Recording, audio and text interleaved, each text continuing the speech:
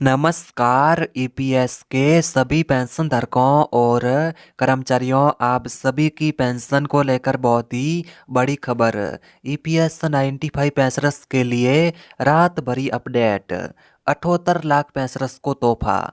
तो यानी कि पेंशन धारकों 78 लाख ईपीएस पेंशनर्स के लिए बड़ी और महत्वपूर्ण खबर सामने आ रही है।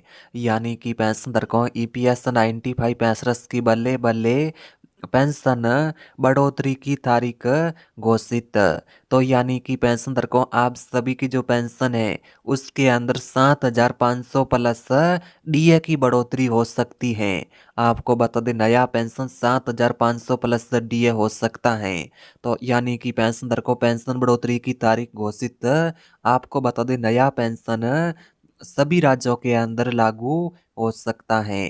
पेंशनर्स को नए साल का बड़ा तोहफा मिलेगा। 78 लाख पेंशनर्स का जो इंतज़ार है वो ख़त्म हो सकता है। तो यानी कि पेंशन धारकों अगर आप ठीक है या आपके घर में कोई भी ईपीएस 95 पेंशन धारक है या पेंशन रहे तो ये आज की ये खबर या ये जानकारी आपके लिए बेहद ज़रूरी है।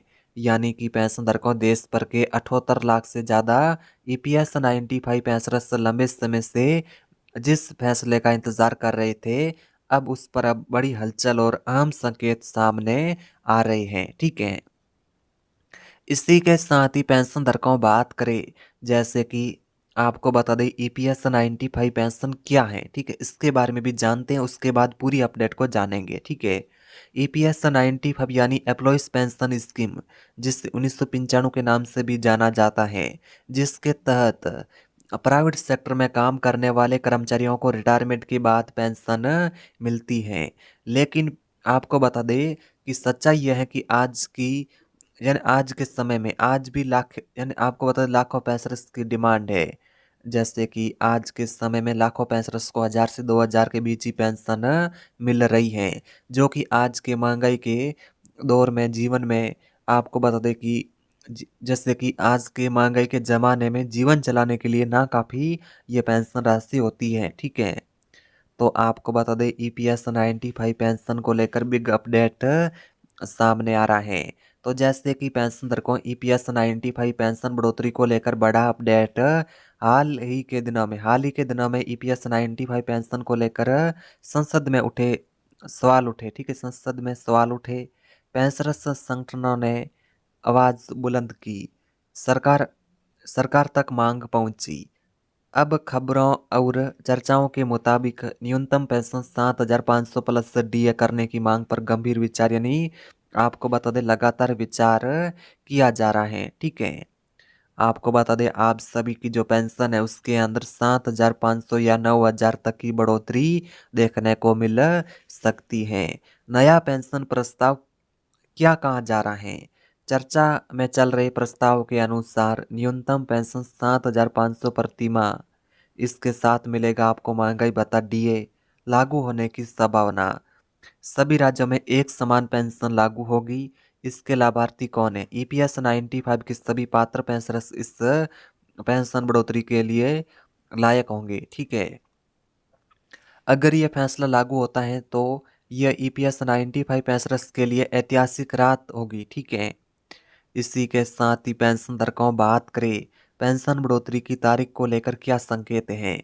हालांकि अभी सरकारी अधिसूचना ऑफिशियल नोटिफिकेशन का इंतजार है, लेकिन सूत्रों के अनुसार आपको बता दें नए साल या आने वाले महीनों में बजट या कैबिनेट बैठक में निर्णय हो सकता है। ईपीएस पेंशन पर बड़ा ऐलान संभव है।